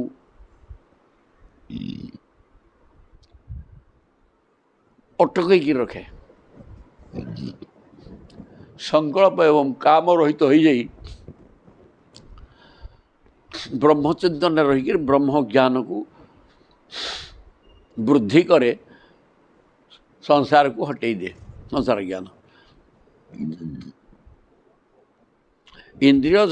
ଇନ୍ଦ୍ରିୟମାନଙ୍କୁ ଯେମିତି ପାଣି ବନ୍ଧେଇକିରି ରଖେ କୃଷକ, ସେମିତି ଇଏ ଇନ୍ଦ୍ରିୟମାନଙ୍କୁ ଅନ୍ତର୍ମୁଖୀ କରିକିରି ବାନ୍ଧି ଦିଏ ଭିତରେ, ବାହାରକୁ ଛାଡ଼େନି। କିଏ? ଯୋଗୀ। ଇନ୍ଦ୍ରିୟମାନେ ବାହାରେ ବାହାରେ ଅଛନ୍ତି, ବାହାରୁ ବିଷୟ ଗ୍ରହଣ କରିକିରି ମନକୁ ଦିଅନ୍ତି ଏବଂ ମନ ଛଟପଟ ହୁଏ।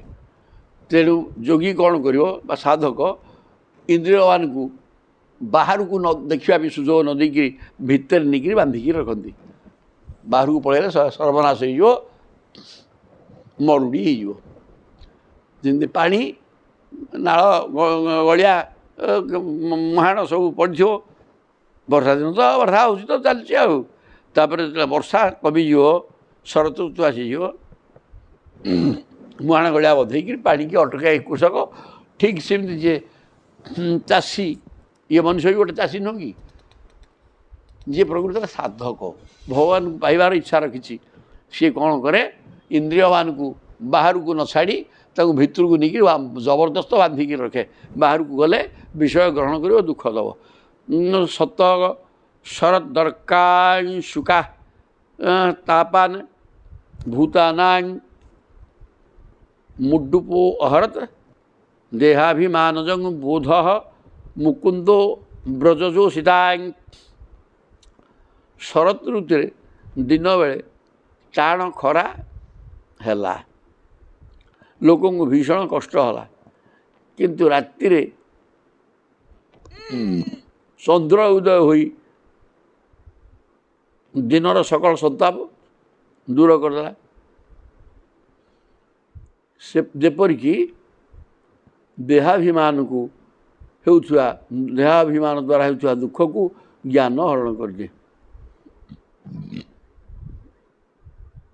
ଭଗବତ ବିରହରେ ଜାତ ହେଉଥିବା ଗୋପୀମାନଙ୍କର ଦୁଃଖକୁ ଶ୍ରୀକୃଷ୍ଣ ହରଣ କରିନିଅନ୍ତି। ଶରଦର୍କାଂଶୁନା ସ୍ତାପାନ ଭୂତାନାଂ ଉଡ୍ଡୁପ ଅହରତ।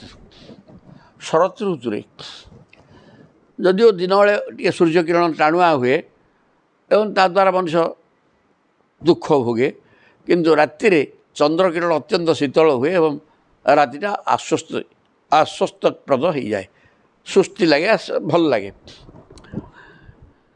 କେମିତିକା ତା'ର ଉଦାହରଣ ଦେଇକରି କହୁଛନ୍ତି, ଦେହାଭିମାନଜଂ ବୋଧ। ଏ ଶରୀରଟା ହେଉଛି ମୁଁ, ତେଣୁ ଏ ଶରୀର ସୁରକ୍ଷାରେ ଲାଗିଲେ ଭଗବାନ ମିଳିବେନି। ମୁକୁନ୍ଦ ବ୍ରଜଜୋ ସୀତାଂ ଦେହାଭିମାନଜଂ ବୋଧ।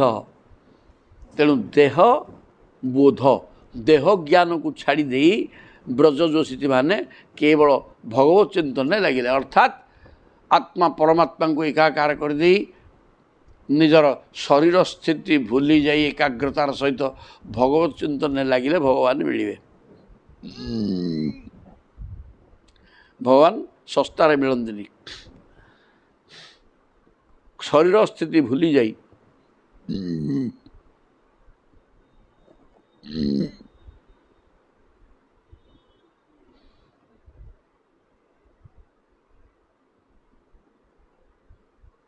ଭଗବାନଙ୍କ ବିରହରେ ଜାତ ହୋଇଥିବା ଗୋପୀମାନଙ୍କର ଦୁଃଖକୁ ଶ୍ରୀକୃଷ୍ଣ ହରଣ କରନ୍ତି।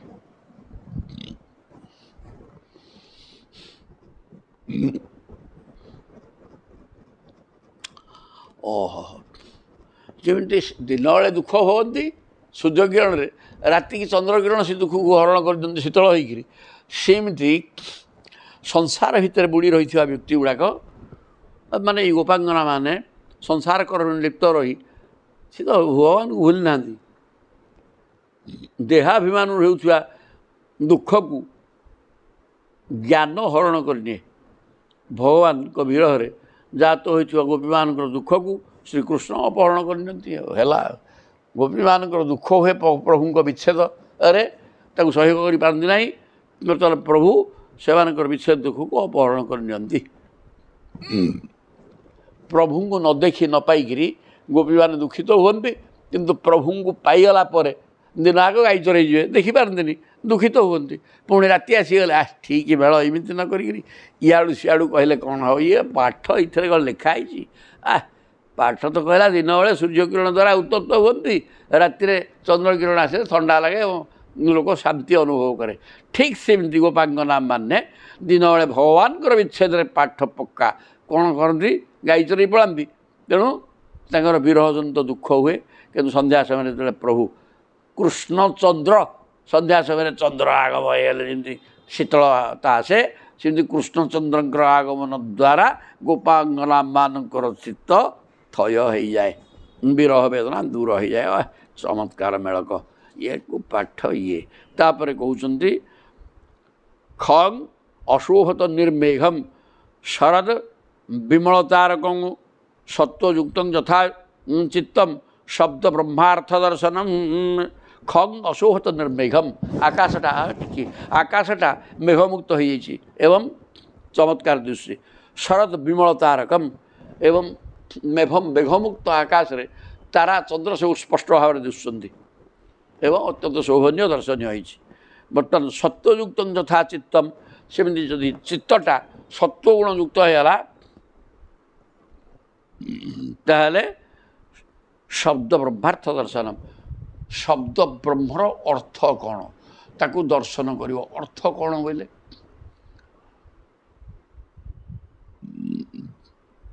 ଶବ୍ଦ ହିଁ ବ୍ରହ୍ମ, ସେ ବ୍ରହ୍ମର ଅର୍ଥ ଦର୍ଶନ କରିବା, ଅର୍ଥ ବ୍ରହ୍ମସତ୍ତାକୁ ଅନୁଭବକୁ ଆଣିବା।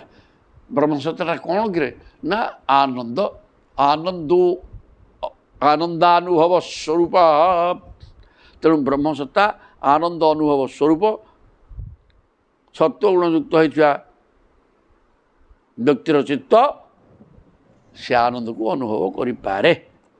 ଯେମିତି ଆକାଶ ମେଘମୁକ୍ତ ହେଇଯିବା ଫଳରେ ମେଘମାନେ କାଳିଆ, ଆଉ ସଂସାର ମୁକ୍ତ ହୋଇଗଲା ପରେ ମନ ବ୍ରହ୍ମସତ୍ତାକୁ ଅନୁଭବ କରିବ। ସଂସାର ଥିଲେ ପ୍ରଭୁ ନାହିଁ, ସଂସାର ହଟିଗଲେ ବଳେ ପ୍ରଭୁ ଆସିଯିବେ। ଯେମିତି ଆକାଶ ମେଘ ନିର୍ମୁକ୍ତ ହୋଇଯିବା ଫଳରେ ଚନ୍ଦ୍ର ତାରକା ସବୁ ଫୁଟି ଉଠିଲେ ଏବଂ ଆକାଶର ଶୋଭା ବଢ଼ିଲା। ଅଖଣ୍ଡ ମଣ୍ଡଳୋବ୍ୟମ୍ନିଙ୍ଗି ରାଜୁ ଡୁଗଣୀ ଶଶୀ ଯଥା ଯଦୁପତି କୃଷ୍ଣ ବୃଷ୍ଣିଙ୍ଗି ଚକ୍ରାବୃତୁ ଭୁବିଙ୍ଗି କହୁଛନ୍ତି ଯଦୁବଂଶ ଚୂଡ଼ାମଣି ଭଗବାନ ଶ୍ରୀକୃଷ୍ଣ ଯଦୁବଂଶୀ ବ୍ୟକ୍ତିମାନଙ୍କ ମଧ୍ୟରେ ଶୋଭା ପାଇଲେ, ଶୋଭା ପାଆନ୍ତି। ଠିକ୍ ସେମିତି ଆକାଶଟା ଅଖଣ୍ଡ ମଣ୍ଡଳ ଉବ୍ୟମ୍ନି, ବିରାଟ ଆକାଶ ମେଘ ନିର୍ମୁକ୍ତ ହୋଇକରି ରଜାର ଉଡ୍ଡୁଗଣ ମାନେ ତାରକା ସହିତ ଚନ୍ଦ୍ର ଅତ୍ୟନ୍ତ ନିର୍ମଳ, ତାରାଗଣ ପରିବେଷ୍ଟିତ ହୋଇକରି ମଝିରେ ଚନ୍ଦ୍ର ରହିକରି ଆକାଶରେ ଶୋଭା ପାଉଛନ୍ତି। ଇଆଡ଼େ ଯଦୁବଂଶର ଶ୍ରେଷ୍ଠ ଭଗବାନ ଶ୍ରୀକୃଷ୍ଣଙ୍କର ଚାରିପାଖରେ ଯଦୁଗଣ ରହିକରି ଶୋଭା ପାଉଛନ୍ତି। ପାଠ ଗୋଟେ ଆଉ ଦୁଇଟା ଆଶ୍ଳିଷ୍ୟ ସମଶୀତୋଷ୍ଣମ ପ୍ରସୂନ ବନମାରୁତଂ ଜନାଃ ତାପଂ ଜହୁଃ ଗୋପ୍ୟ ନ କୃଷ୍ଣ ହୃତଚେତସଃ। ଆଶ୍ଳିଷ୍ୟ ସମଶୀତୋଷ୍ଣମ ପ୍ରସୂନ ବନମାରୁତମ୍। ପ୍ରସୂନ ମାନେ ପ୍ରସ୍ଫୁଟିତ ଫୁଲ ଫୁଟିଥିବା ଯେଉଁ ବନମାରୁତ କହିଲେ ବୋଧେ, ବନ ବୋଇଲେ ଜଳ, ଯେ ପ୍ରସ୍ଫୁଟିତ ଫୁଲର ସୁଗନ୍ଧ, ବନ ବୋଇଲେ ଜଳ, ଜଳ ସମ୍ପର୍କରୁ ଶୀତଳ ହୋଇଥିବା, ବନ ବୋଇଲେ ମଧ୍ୟ ଜଙ୍ଗଲର ବାୟୁ, ଶୀତଳ ହୋଇଥିବା ବାୟୁକୁ ସତେ ଯେମିତି ଲୋକ ଆଲିଙ୍ଗନ କରି ପକାଉଛି ପ୍ରେମରେ, କାରଣ ଥଣ୍ଡା ଲାଗୁଛି, ଅତି ସୁନ୍ଦର ଲାଗୁଛି। ଆଉ ଠିକ୍ ସେମିତି ଜନାଃ ତାପମ ଜହୁଃ ଗୋପ୍ୟ ନ କୃଷ୍ଣ ହୃତଚେତସଃ ଗୋପ୍ୟ।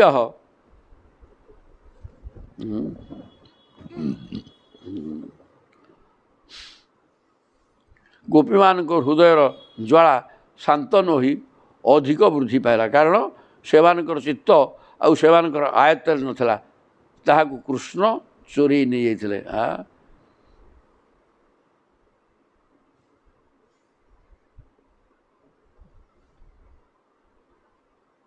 ଏଇଠି କହିଲେ ଆଶ୍ଳିଷ୍ୟ, ଏଇ ଯେଉଁ ପବନ ପୁଷ୍ପର ସୁଗନ୍ଧ ଏବଂ ଜଳୀୟ ବାଷ୍ପକୁ ଧରିକି ଆସିଥିବା ଜଙ୍ଗଲର ପବନକୁ ଲୋକମାନେ ଆଲିଙ୍ଗନ କରି ପକାଉଥିଲେ ଏବଂ ଆନନ୍ଦ ଅନୁଭବ କରୁଥିଲେ।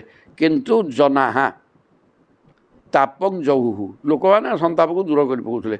କିନ୍ତୁ ଗୋପ୍ୟ କୃଷ୍ଣ ହୃତଚେତସଃ, ଗୋପାଙ୍ଗନା ମାନଙ୍କର ଚିତ୍ତକୁ ଭଗବାନ ଶ୍ରୀକୃଷ୍ଣ ଅପହରଣ କରି ନେଇଯାଇଥିବା ହେତୁରୁ ସେ କୃଷ୍ଣ ଚିନ୍ତାରେ ଏତେ ବୁଡ଼ିକି ରହିଥିଲେ ଯେ ଏ ପବନଟା ତାଙ୍କୁ ସୁଖ ଦେଉନଥିଲା। ଅନ୍ୟ ଜନମାନଙ୍କୁ ଜନାଃ ତାପଂ ଜହୁଃ, ଅନ୍ୟ ଲୋକମାନେ ସେ ପବନକୁ ଆଲିଙ୍ଗନ କରିକି ଖୁସି ହେଉଥିଲେ, କିନ୍ତୁ ଗୋପାଙ୍ଗନାମାନଙ୍କର ଚିତ୍ତ ଭଗବାନଙ୍କ ଦ୍ୱାରା ଚୋରେଇ ନିଆଯାଇଥିବା ହେତୁରୁ ସେମାନେ ଖୁସି ହେଉନଥିଲେ। ଗାବଃ ମୃଗାଃ ଖଗାଃ ନାର୍ଯ୍ୟଃ ପୁଷ୍ପିନ୍ୟଃ ଶରଦାଗା ଭବତ୍। ଦୁଇ ତିନି ଶ୍ଲୋକ ଅଛି, ପଢ଼ିଦେଲେ ସରିଯିବ, ନହେଲେ ରଖିଦେବା ଏଇଠି। ଅନ୍ୟମାନାଃ स्वृषै फलैः ईशक्रिया इव कहले शरद ऋतु गाई मुर्गा हरिणी खग पक्षी गुड़ाक माई पक्षी सब माई कथा कहुच्छी नार्य नारी माने पुष्पिन्या शरदा भवत ऋतुमती हेले संतान उत्पन्न कर कामना पोषण करती संभोग इच्छा बढ़ी जाए। ये शरद ऋतुटा कौन कि खरा बेसी न थाए शीत भी न थाए टिके आमोददायक समय बसंत ऋतु जहाँ शरद ऋतुटा ठीक से प्रकार शीत आसगला शरद पर तेणु शीत न थाए कि खरा बेसी न थाए यही प्रकार अवस्था थिला।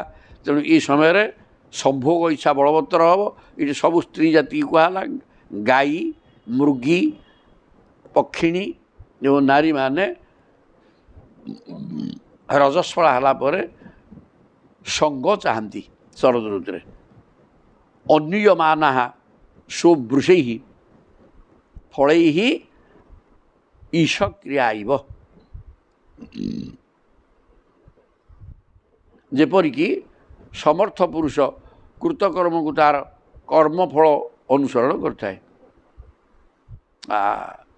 ईशक्रिया इव ईशक्रिया फलुटा भगवान घात से मनुष्य कर्म करे समर्थ पुरुष कृतकर्म को तार कर्मफल अनुसरण करे करिथिया कर्म को कर्मफल अनुसरण करे। तुम्हें कर्म कर चलच तुम कौन ये कले से परी अनुसरण करे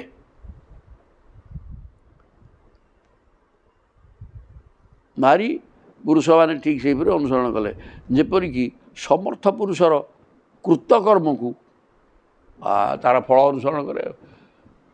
आम करुवा कर्म को आम फल आम कर्म कर चलते फल कौन हम जाने किंतु फल ता पछरे गोटे अनुसरण करूँ कर्म आम करुचे फल कौन आम बुझीपारे भोगी किंतु कर्म करुवा कर्म पछे पछे फल गोड़े थाए ए कथा पुरुष बुझीपारे नाही। सेमती बर्तमान गाई मेरिग पक्षिणी नारी एमाने निज निजर स्वामी मान को अनुगमन करती जमी कर्म करुवा कर्म पछे पछे फल धाई थाए कर्मफल ता पछे धाइम कर्मर फल नष्ट हबार नहीं कर्म कर फल भोगे बाध्य तीनोटी श्लोक करदे उदहृष्यन बारिजानी सूर्योत्थाने कुमुद बिना राज्ञा तु निर्भया लोका यथा दस्युन बिना नृप कहले उदहृष्यन बारिजानी बारिज माने पद्म पद्म गुड़ाक खुशी हेले सूर्योत्थाने कुमुद बिना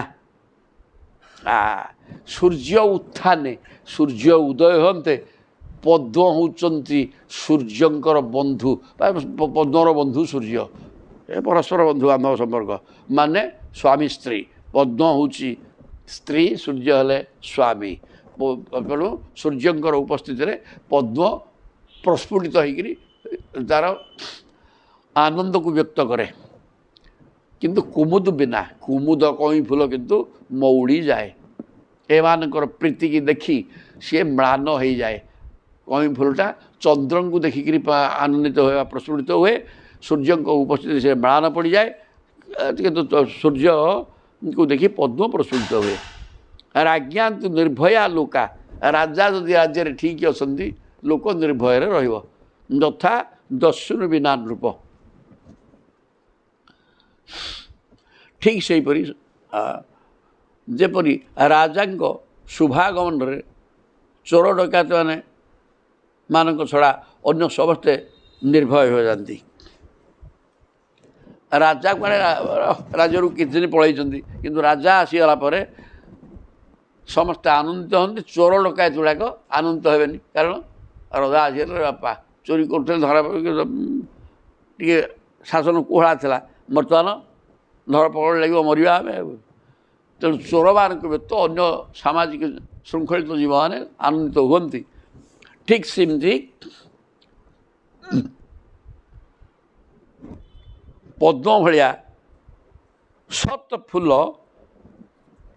ଆନନ୍ଦିତ ହୁଏ ସୂର୍ଯ୍ୟଙ୍କ ଉପସ୍ଥିତିରେ, କିନ୍ତୁ କଇଁ ଭଳିଆ, କଇଁଟା ହେଲା ଚୋର ଭଳିଆ, ତେଣୁ ତା ମୁହଁ ମ୍ଳାନ ପଡ଼ିଯାଏ, ଝାଉଁଳି ଯାଏ। ପଦ୍ମଟା ପ୍ରସ୍ଫୁଟିତ ହୋଇକରି ଶୋଭାକୁ ବଢ଼ାଏ, ସଜ୍ଜନମାନେ ରାଜାଙ୍କର ଉପସ୍ଥିତିରେ ଆନନ୍ଦ ହୁଅନ୍ତି, କିନ୍ତୁ ଚୋରଙ୍କ ମୁଖ ମ୍ଳାନ ପଡ଼ିଯାଏ। ତାହେଲେ ପାଠ ଇଆଡ଼େ ପ୍ରକୃତିର ବର୍ଣ୍ଣନା, ସିଆଡ଼େ ସେଗୁଡ଼ାକ ମନୁଷ୍ୟ ଉପରେ ବର୍ଣ୍ଣନା, ଏଇଟା ସେଠି ଗହଳିଆ ହେଉଛି।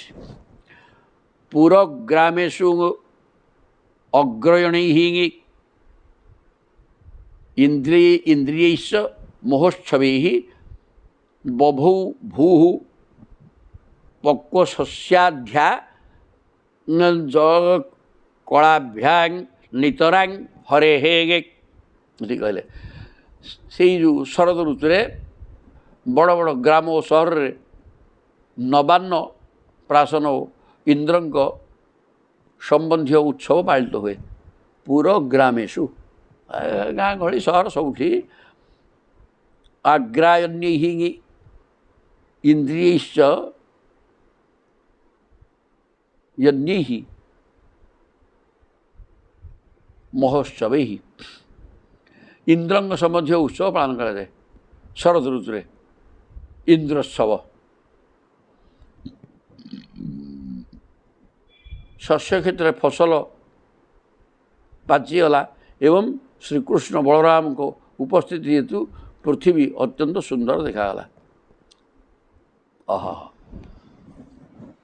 ଇନ୍ଦ୍ରଙ୍କୁ ପୂଜା କରାଯାଏ ଶରତ ଋତୁରେ, କାରଣ ଇନ୍ଦ୍ର ବର୍ଷା ଋତୁରେ ଭଲ ଠିକ୍ ଭାବରେ ବର୍ଷା କରି ଫସଲ ଦେଇଛନ୍ତି, ତେଣୁ ଲୋକମାନେ ଖୁସି ହେଇକରି ଇନ୍ଦ୍ରଙ୍କୁ ପୂଜା କରନ୍ତି। ବର୍ତ୍ତମାନ ବଭୌ ଭୂଃ ପକ୍ୱଶସ୍ୟାଢ୍ୟା, ଭୂମି ପରିପକ୍ୱ ଫସଲ ଧରିକିରି ପରିପୂର୍ଣ୍ଣ ହୋଇକି ଶୋଭା ପାଉଛି। ଶରତ ଋତୁ ଆସିଗଲେ ଧାନ ଫସଲ ସବୁ ପାଚିଯାଏ। ଶରତ ଋତୁରେ କ'ଣ ପାଚିବ କି? ଫସଲକୁ ଧାରଣ କରିକିରି କ୍ଷେତ୍ର ଶୋଭମାନ ହେବ, ପୃଥିବୀ ଅତ୍ୟନ୍ତ ସୁନ୍ଦର ଦେଖାଯାଏ। ଶସ୍ୟ କ୍ଷେତ୍ର ପାଚିଲା ଫଳକୁ ଧାରଣ କରିକି ସୁନ୍ଦର ଦେଖାଯାଏ ଏବଂ ସମସ୍ତଙ୍କର ଆନନ୍ଦ, କୃଷକ ଆନନ୍ଦ ଅନୁଭବ କରେ। ବର୍ତ୍ତମାନ ଶରତ ଋତୁ ଆସିଗଲା ପରେ ଇନ୍ଦ୍ରଙ୍କର ପୂଜା ସର୍ବତ୍ର ହୁଏ, ଉତ୍ସବ ପାଳିତ ହୁଏ। ଗ୍ରାମ ସହର ସର୍ବତ୍ର ନବାନ୍ନ ଭକ୍ଷଣ କରିକିରି ଉତ୍ସବ, ଇନ୍ଦ୍ରଙ୍କୁ ପୂଜା କରନ୍ତି ନବାନ୍ନ, ଏବଂ ସବୁ ଦେବତାଙ୍କୁ ଭୋଗ ଦେଇକରି ଆନନ୍ଦ ଅନୁଭବ କରନ୍ତି। ଇଆଡ଼େ ସମସ୍ତ ଫସଲ କୃଷି କ୍ଷେତ୍ରରେ ପାଚି ଯାଇକରି ମଧ୍ୟ ଜଗତକୁ ଆନନ୍ଦ ଦିଏ। ସିଆଡ଼େ ସେଇ ଆନନ୍ଦଟା ନବାନ୍ନ ଫସଲ ହେଇଥିବ, ନୂଆ ଅନ୍ନ ନେଇକରି ଖାଇକିରି ଲୋକ ବି ଆନନ୍ଦ ଅନୁଭବ କରନ୍ତି। ଆଉ ବଣିକି ମୁନି ନୃପ ସ୍ନାତା ନିର୍ଗମାର୍ଥାତ୍ ପ୍ରପେଦିରେ ବର୍ଷ ରୁଦ୍ଧା ତଥା ସିଦ୍ଧା ସୁପିଣ୍ଡାର କାଳ ଆଗତେ। ବର୍ତ୍ତମାନ ବଣିକି ଶରତ ଋତୁ ଆସିଗଲେ, ବର୍ଷା ଦିନେ ବଣିକୀମାନେ ଘରେ ଥାଆନ୍ତି, ବାହାରକୁ ବାହାରିବେ। ସାଧନା କରି ସିଦ୍ଧି ହୋଇଥିବା ପୁରୁଷ ଯେପରି ସମୟ ଉପସ୍ଥିତ ହୋଇଗଲେ ଦେବ ଆଦି ଶରୀର ପ୍ରାପ୍ତ ହୁଅନ୍ତି, ସେମିତି ବର୍ଷା ଋତୁରେ ଗୋଟିଏ ଗୋଟିଏ ସ୍ଥାନରେ ଅଟକି ରହିଥିବା ବୈଶ୍ୟ ସନ୍ନ୍ୟାସୀ, ବର୍ଷା ଋତୁରେ ବୈଶ୍ୟମାନେ ବର୍ଷା ଋତୁ ଆସିଗଲା କ'ଣ କରିବେ? ଘରକୁ ଯଦି ତା ପୂର୍ବରୁ ଫେରି ଆସିଛନ୍ତି ଭଲ, ନହେଲେ ଯେଉଁଠି ସେଠି ରହିଯିବ 4 ମାସ, କୁଆଡ଼େ ଯାଇ ଆସିପାରିବେନି। ସନ୍ନ୍ୟାସୀମାନେ ଜଙ୍ଗଲରେ ଯାଇକି ରହୁଥିଲେ, ତେଣୁ ସେ ଗ୍ରାମକୁ ଆସିକି ସେ ବର୍ଷା 4 ମାସ କଟାନ୍ତି।